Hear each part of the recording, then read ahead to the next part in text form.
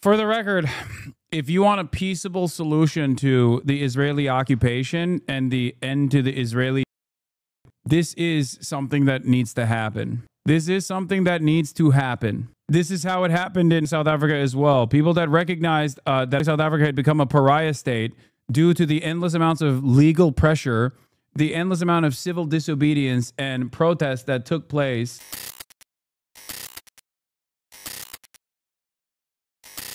in the Gaza Strip, that are being slaughtered ruthlessly and being starved out by the state of Israel, is playing playing into Israel's goals here. That is precisely the reason why yesterday Benjamin Netanyahu instantly came out and said, saying free Palestine is akin to saying Heil Hitler. And not only that, but also that you know, the leadership of the French government, the British government, and the Spanish government were actually the ones who pulled the trigger by doing what? By offering the most marginal of condemnations to the state of Israel for its mass starvation campaign. What a fucking ridiculous thing to claim. And the Canadian government as well. Stopped them from getting to the Gaza crossing at Kerem Shalom. So they held their protest at the side of the road. All the pictures of the children here, of Gazan children that have been killed by our army. Yeah. And how does that make you feel? Furious. We are here to say no more. There have been many demonstrations in Israel about the hostages still being held in Gaza. One thing I will say about the changing of the attitude overall in Israeli society is that standing together is like somewhat comprised, is probably the largest group of protesters against the Israeli state that are comprised of some anti-Zionists, but mostly liberal Zionists. And post-October 7, there were plenty of people that were a part of this group, Ombim Be'echad, also known as Standing Together, that actually took a very different tone on the occupation. Not one that was, of course, in support of Palestinians at all. Having said that, while the initial protest that took place by Standing Together was, one, tiny, and two, comprised almost entirely of people that were waving Israeli flags, take note of the fact that, one, these protests are much larger now, and two, directly focus on Palestinian victimhood, and three, do not have any Israeli flags. Now, this is still far, far away from the truth of the matter. They, I don't think, still consider it to be a genocide, but they are now entertaining the notion that they're taking place, which again is, you know, I mean, yeah, of course. Having said that, it does show a marked shift in even Israeli society and popular discourse. But it's quite unusual to see people holding up pictures of Palestinian children. Of course, these people are on the left, but still, there is a growing concern about what is being done in Israel's name. Some on the Israeli left thought the war was initially justified because of the October the 7th Hamas attacks. But now they see nothing but cruelty. Although we are not the majority, the reality is still the same reality of famine, transfer and expulsion plans. Amongst the speakers, reservist Captain Ron Finer, who faces... I mean, this is pretty crazy, by the way. I really hate you had a take on this. In a Facebook post, head of Standing Together, Ellen Lee Green praises Ron Finer as a hero and a wonderful person. Finer served 270 days in the current annihilation war and just now decided to refuse and go to anti-war demonstrations. He's also a member of ST's leadership. Like, I'm in favor of rehabilitation for sure, but goddamn, that's quite the expeditious change, you know? He's 20 days in prison starting on Monday for disobeying orders by refusing to serve in Gaza. those orders are not moral. They are not serving the security interest of Israel. The only thing they will bring is death of more soldiers, more Gazan civilians. For the record, if you want a peaceable solution to the Israeli occupation and the end to the Israeli, this is something that needs to happen. This is something that needs to happen. This is how it happened in South Africa as well. People that recognized that South Africa had become a pariah state due to the endless amounts of legal pressure, the endless amount of civil disobedience and protests that took place against South Africa in the Western world, and the condemnations that came from governments like the United States of America, who even Joe Biden famously was like railing against South Africa by the end of that process, led to South Africans themselves, like white South Africans that are beneficiaries of the structure themselves, changing their attitude in an effort to basically continue existing as a nation state. That pressure internally certainly played a major role in the government also finally coming to that conclusion. So the more people jump ship, even if it's too little too late, the better. There are obviously better methods that I think Israelis could use in their own inside of their own government, considering that almost every single person here is trained by the Israeli military at a certain point. Just saying, you know. But having said that, these things take time. Change takes time, you know? And our hostages. I would prefer to not get punished, but if this is the price I have to pay for making my moral decisions and choices, I'm okay with it. A counter-protester arrives, asking why they're holding up pictures of Chat is stupid. Israelis like me exist. Yes, there aren't many of us, but we do exist. So not all these leftists are fake leftists, but you guys are right that most of them are, sadly. Yeah, I know. I mean, it's just for the record. Like, I have obviously promoted much more radical groups within Israel in the past and interviewed refuseniks in the past, as you know, like Mezarvot, which is a great organization. It is an actual anti-Zionist organization. But the very fact that even like Ombim Be'achad now is entertaining refuseniks, even if they were reservists for 270 days in the campaign, means that like there is a tide shift that is taking place even within Israeli society, and there needs to be a tide shift that takes place within Israeli society for this to come to a peaceable solution, because in the absence of military intervention from a coalition of the willing, Israel is seemingly not going to stop. And without America actually coming out and stopping Israel, there will be no military intervention anyway. Of Palestinian children, when Israeli children have also died. We mourn both, she's told, before the police move her away. Across the road, a small group who say that Israel must continue to attack Gaza were praying and cursing their enemies. The wicked will perish. Those who hate you will be destroyed. How does this contrast with the polls we were looking at yesterday? Seems like diametrically opposite. Yes, that's why you must understand that this is literally a marginal movement. It is a marginal movement that was already in the fucking margins. It went from like, 8 to 10 people with no ultimate interest in like ending the bloodshed to maybe a couple hundred people with a real demonstration against the bloodshed.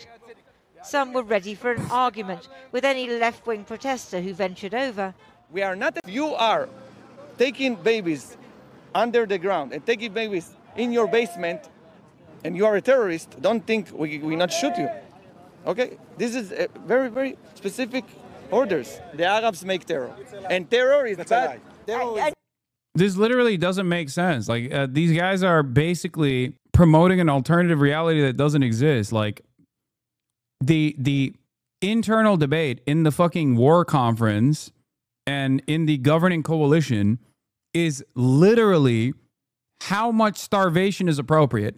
We're not even talking about like, what the rules of engagement are. We're not talking about like what percentage of civilian to enemy combatant targeting capabilities are beyond the pale.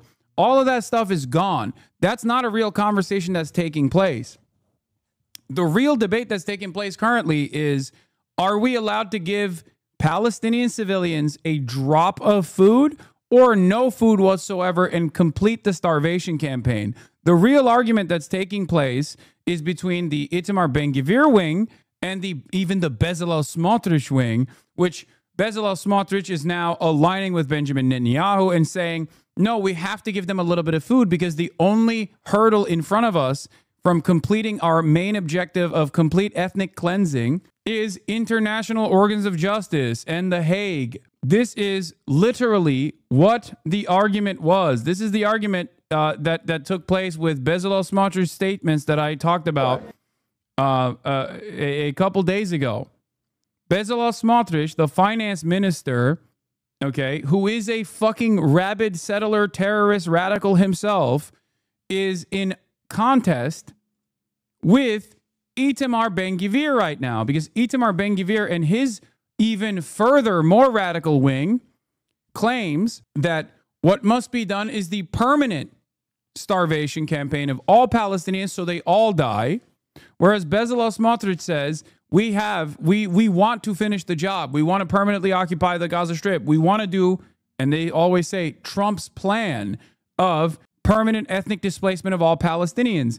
But while we are doing this, we also are running into problems with The Hague, running into problems with Western organs of justice that are creating hurdles for us, and therefore we have to offer at least a crumb of aid, albeit in a symbolic manner. As Jeremy Scahill writes, Netanyahu, Gaza aid scheme offers Israel symbolic cover to finish the genocide. And they're saying it openly. They are saying it openly. When are you leaving Twitch? I never in my life would have thought that there would be this many Israel dick riders in my chat, by the way. Like, I genuinely don't understand, because like this kind of like debate or this kind of conversation in the real world is not even taking place amongst like Zionist groups. You know what I mean? Christian Zionism is bigger than you think. I mean, no, I know Christian Zionism is massive. It is legitimately shocking how many people come in here and go, I hope you get banned. I hope you get killed, you fucking terrorist. While I'm talking about the insane things that the Israeli government is doing and admitting to. Like, I don't know a single person that is this pro-Israel in the fucking real world. Here's Bezalel Smotrich. I succeeded. The IDF is finally conducting... I succeeded. The IDF is finally conducting a campaign against the civilian rule of Hamas and not just focusing on the military infrastructure. We are eliminating ministers, officials, money changers, and elements of the economic and governmental system of Hamas. In a few days, the American company will, with God's help, start working. This is a direct war crime, okay? This is like a war crime on top of a war crime. Obviously, it's a fucking genocide, so like... for all of you guys, this is not a surprising moment at all. But it's crazy that like this isn't like a gotcha, you know what I mean? Which is why at this stage, when prominent members of the war cabinet are openly explaining their desires in the backdrop of a live streamed child holocaust, it is still shocking to me that there are still people who have the audacity to openly defend this. I guess I expect people to have some sense of shame in all of this in an effort to, I don't know, not pollute their social media footprint and maybe create some sense of plausible deniability for themselves later down the line so they can act like they were always against this. But nope. Turns out a lot of people are so high on, I don't know, whatever their own fucking agenda is, whatever their idiotic agenda is, and for many, I guess it's just like simply saying I'm in the wrong and that I must be killed or that I'm a fucking terrorist, that they have no shame. They look at the images of starving children. They look at the images of Israeli politicians openly defying international law, openly stating that like they themselves are shocked at how little the international organs of justice or Western nations have reined them in. And these fucking dumb fucks turn around and say, no, it's good. Fuck you for calling out against this. Actually defending liberalism. Discourse since October 7th allowed in itself a great moment for liberal intellectuals to finally reject the corrosive influence of Zionism from its ranks in favor of internationalism, but they declined to naively because they thought liberal Zionism would win them any favors.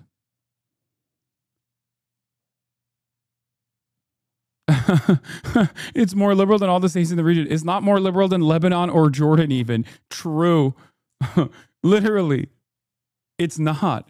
The notion that Israel is a liberal democratic state is so funny because, like, even beyond the apartheid, which is, again, something that you can't just, like, easily cast aside, or the genocide that has taken place over the course of the past 19 months, Israel in and of itself has become an increasingly more reactionary society as a direct consequence of refusing to address the inherent contradictions of sitting on top of a fucking apartheid, okay? It is crazy.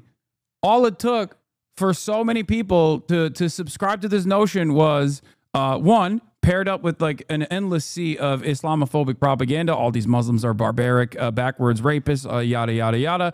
And also Israel to just basically slap on a fucking gay rainbow flag, you know? Like we're talking about a society that doesn't fucking allow interfaith marriages, okay? And if you, suspiciously, if you're gay, you just have to go to Cyprus to get married. Who knows why? Who knows why? I don't know. And goddamn libtards fucking run around like it's a safe haven, dude. It's so stupid. Even the pink washing is built on top of a fucking lie. It is literally a religious fundamentalist state. It's a religious ethno state. Why the fuck would it not be backwards?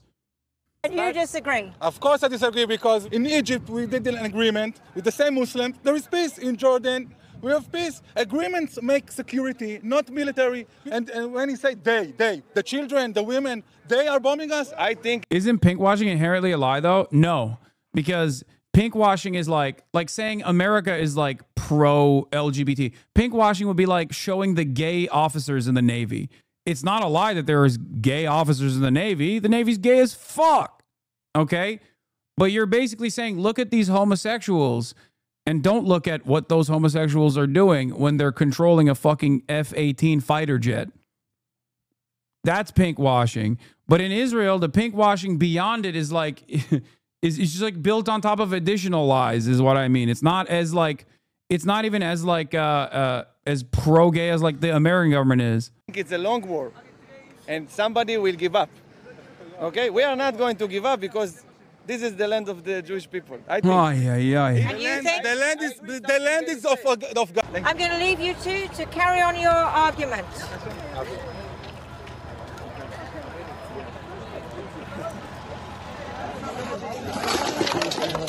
A few miles away in Gaza, they gathered not to protest, but to dig out the dead and injured from the wreckage of a house in Jabalia, destroyed by an overnight Israeli airstrike.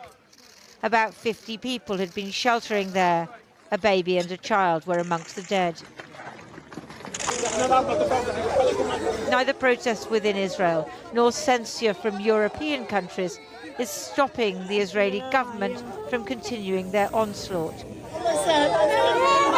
People of Gaza do not have the luxury of argument, just the reality of trying to survive.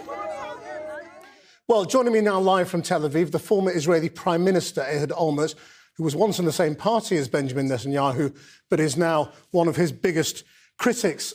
Thank you for joining us. When we see Israelis accusing their government of war crimes, of genocide, it's a remarkable thing. Do you agree with those people that that's what's going on? Well, I may not use necessarily the same terminology of genocide. I'll be very hesitant, but I mean, Ehud Olmert saying they're war crimes today means that people are going to start saying genocide tomorrow. When you got fucking former prime ministers saying there's war crimes about, it's over. It's in the fucking last stage, okay? That's it. That's it. It's the same principle behind the guy who started the Human Rights Watch, who is a Zionist himself, who is a Holocaust survivor himself, if I'm not mistaken, coming out and initially saying, give him hell, Israel. You have every responsibility to fucking kill as many people as possible post-October 7, only to very quickly turn around and say, holy fuck, this is a genocide. It's over. I'm so sorry. I'm so sorry I said this. The reason why he said that is because the reason why he openly admitted that he thought what Israel's campaign of war post-October 7 was just, and it wasn't a genocide. He said it. This was literally a year and a half ago, by the way, the Human Rights Watch guy.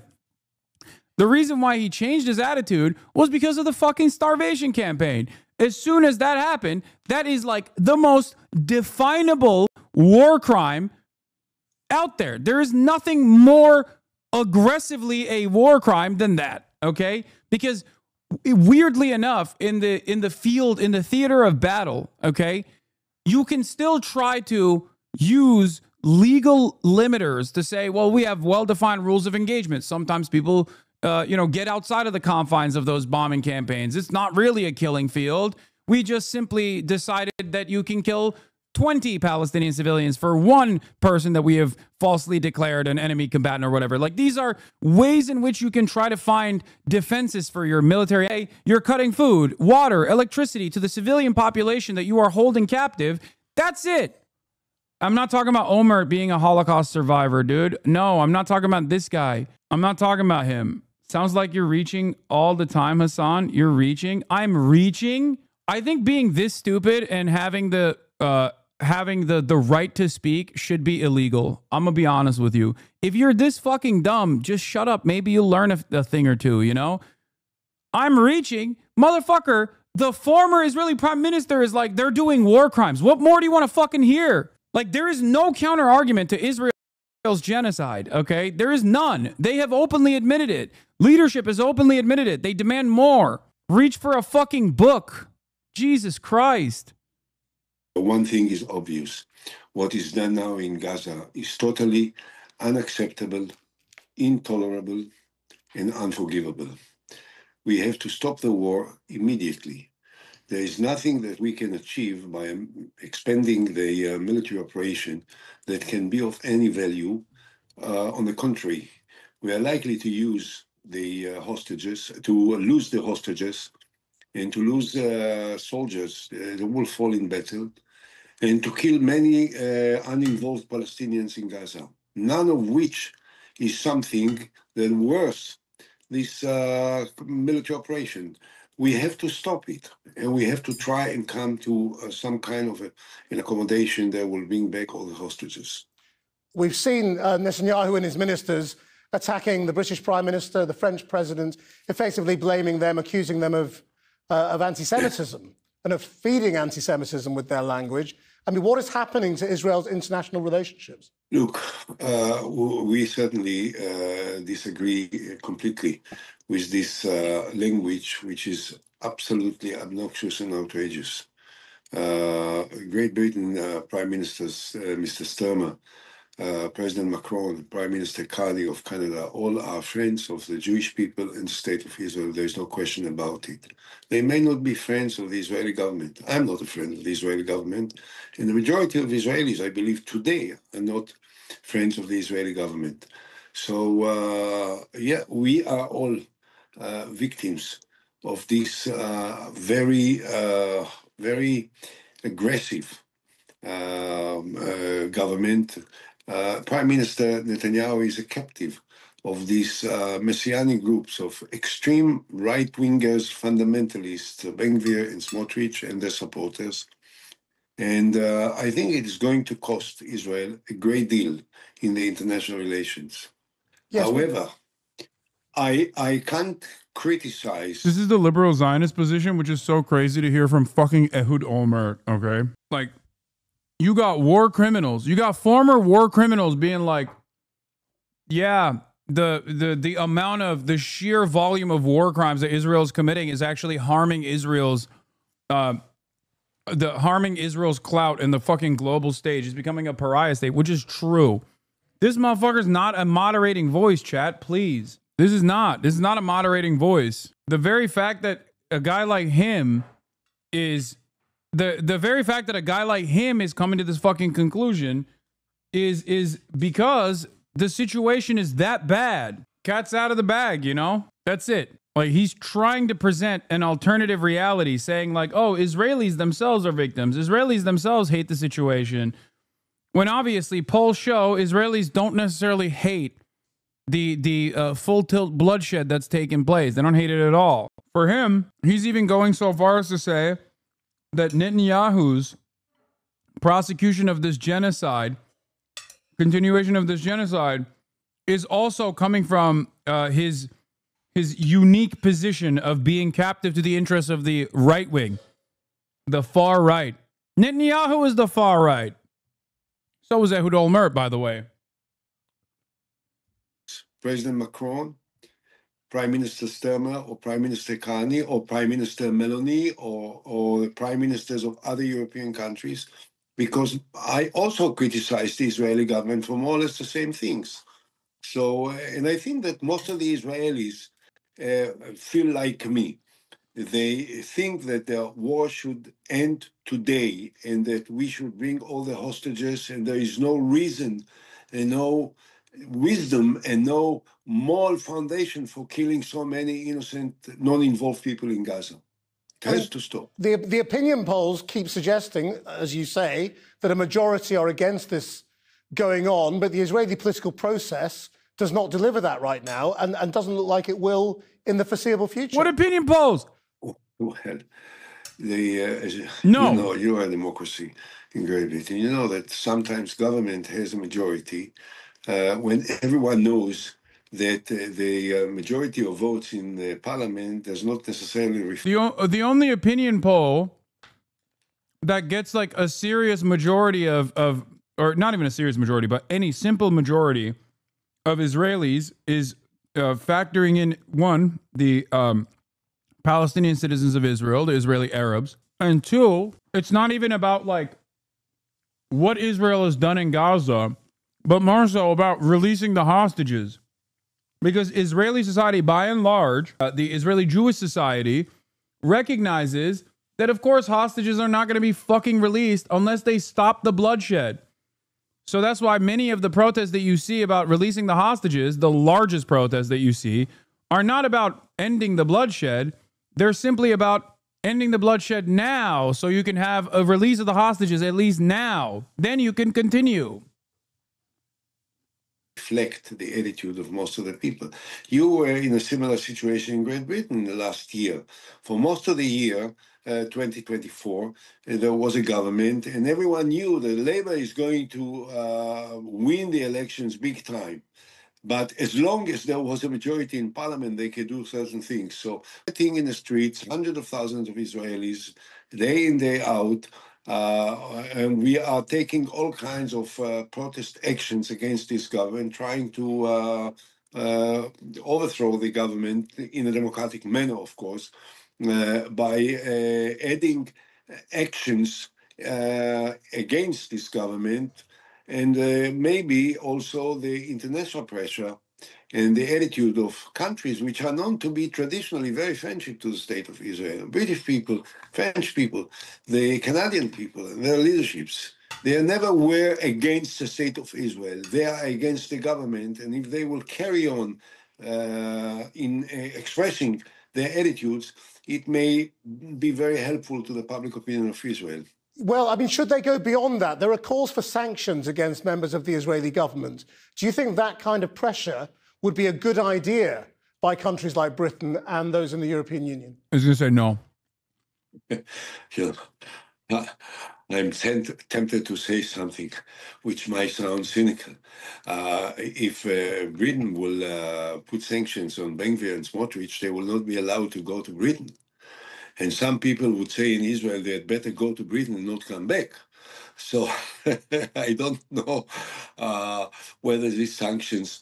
Yeah, I think that I'd not like that the state of Israel and the people of Israel will suffer from, for instance, economic sanctions, as the Europeans are threatening to take, and Great Britain talking about the trade agreements with Israel, which may be cancelled, which will... Wow. Remember when I told you that this could be ended without any bloodshed whatsoever? Remember what I told you about economic pressure? Remember what I told you about how sanctions work on your allies? They don't work on your fucking enemies because your enemies have designed trade to withstand sanctions. I said that on October 8th, 2023, by the way. Took 19 months for them to even begin to entertain. Affect the Israeli people. I very much hope that we will not come to that point. But if we will come to that point, I think it will be clear that the guilt for this lies entirely on the shoulders of the Israeli government. And if you're right that Israel may change its government one day in the future, would you want to see that government delivering international law to effectively hand over Netanyahu to face criminal charges?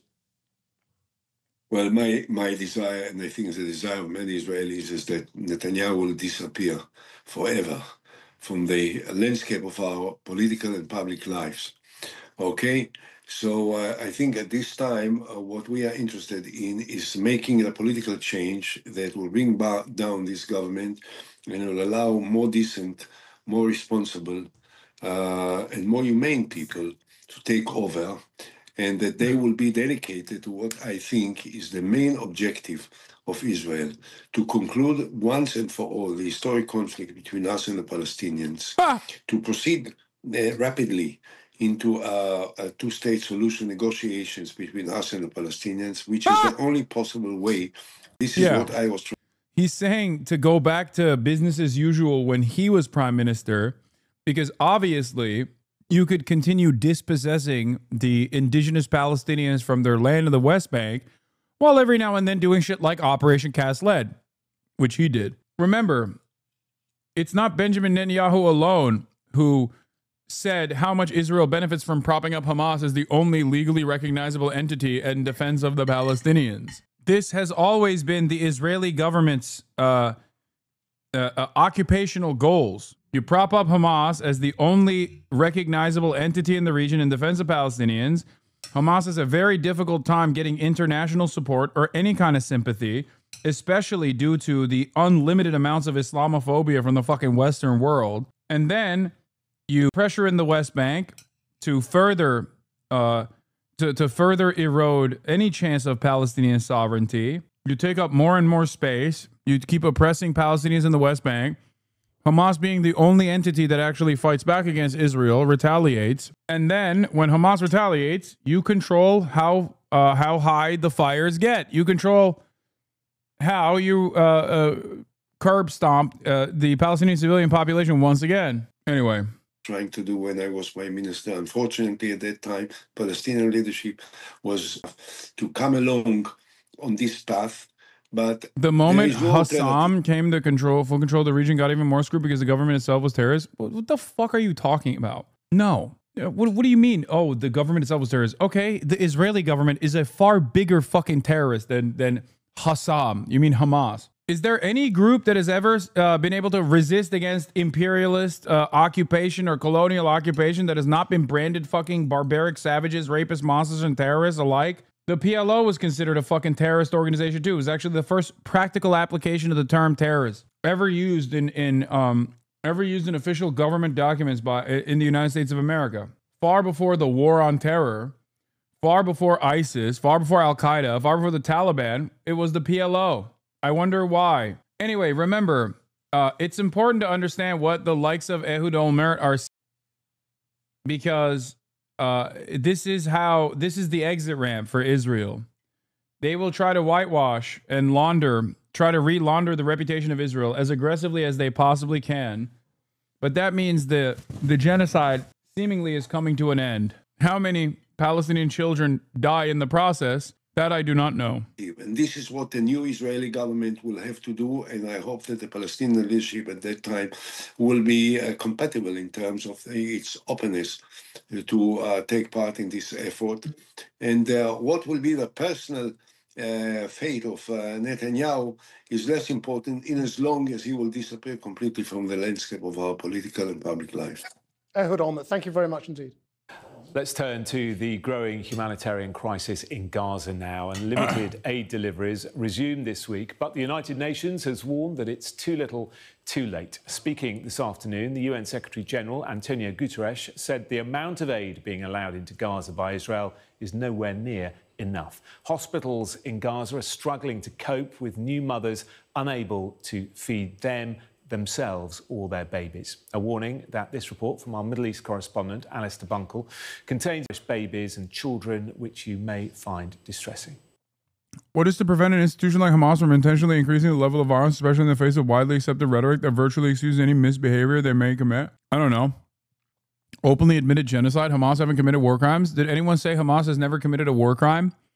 Hamas's war crimes are marginal in the face of Israeli violence, Israeli occupation that has been 77 fucking years long, that far predates Hamas.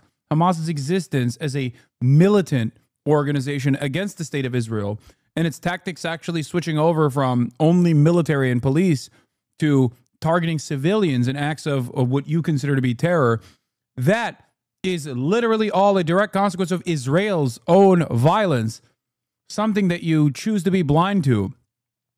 Israel currently is doing a fucking Holocaust, okay? I'll use a different term for you, maybe one that you can understand a little bit better. Israel is doing a Holocaust to a population that is majority children. Israel's targets are 70% women, children, and the elderly. This is before we even talk about the civilian men that Israel kills. This is ridiculous. What is to prevent an institution like Hamas from intentionally increasing the level of violence is idiotic. Hamas would never exist as a violent entity if Israel was not violent. If Israel was not a violent colonial occupation built around the fundamentals of ethno-religious supremacy, an exterminationist ideology. It is a Nazi ideology, okay? Never understood the genocide allegations, honestly. You sound like a fucking German, dude. You sound like a goddamn Nazi. Perhaps it's because you are one. Never understood the genocide allegations, honestly. This whole argument seems to hinge on that word. Yeah, I know. Never understood the rape allegations, honestly. The whole argument hinges on this word, rape. You can say that about anything, you fucking moron. What do you mean? And it's not just genocide either. The argument doesn't seem to hinge on that word. The argument seems to hinge on the evidence that it is a genocide, which is the worst crime. There is no crime worse than a genocide. That is precisely the reason why you try to fucking disparage this very obvious, clear-cut legal term. Genocide is such an intense crime, such an absolute crime, that even a genocide does not justify a genocide. That's how much of an incredible crime this is. Dumb fuck. In northern Gaza is barely standing. Inside, the wards are covered in the debris of airstrikes. It was one of the largest hospitals in northern Gaza. It is now in ruins. The streets and buildings nearby have been totally obliterated. The Israeli offensive, increasing in its intensity every day, has forced 4 major hospitals in Gaza to stop work over the past week, worsening an already desperate medical crisis. The Rantisi Hospital was a small clinic specialising in children's care, but now has to take patients from right across Gaza. They are overwhelmed. Today we receive between 300 and 500 cases daily, with approximately 10% requiring admission. This volume of inpatient cases far exceeds the capacity of Rantisi Hospital, as the facility is not equipped to accommodate such large numbers. The blockade has also created a massive shortage in baby formula. New mothers are struggling to breastfeed, unable to produce milk through a lack of food themselves, and then their babies don't get the... It's crazy because of the internet. This is one of the most provable genocides of all time. Because of the internet, partnered up with the depraved nature of Israeli politicians who are so fucking entitled and so arrogant that they don't even feel the need to massage what they're doing, knowing full well that the entire Western media apparatus would defend them all the way to the end, and increasingly getting more and more brazen that you don't need to go too far to recognize if this is genocide or not. I mean, look at the images and you will understand. The vital nutrients they need. It is a lethal spiral. This is what Aya looked like shortly after she was born. She is now 3 months old and dangerously thin.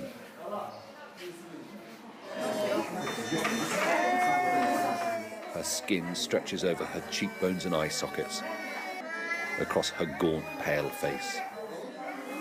Her nappy is too big for her emaciated little body. My daughter was born at a normal weight, 3.5 kilograms, but as the war... My breast milk wasn't good enough. It gave her diarrhea. Formula, same thing. Her condition is serious. I don't want to lose her, because I lost my husband, and she's all I have left of him. I don't want to lose her. I just really want her to get treated. That's it. The UN Secretary General said today that no aid has reached the north of Gaza yet, and he has accused Israel of preventing essential items from getting in. Strict quotas are being imposed on the goods we distribute, along with unnecessary delay procedures. Other essentials, including fuel, shelter, cooking gas, and water purification supplies, are prohibited. We continue to... Tens of thousands are now being driven to the south of Gaza as the north becomes too dangerous.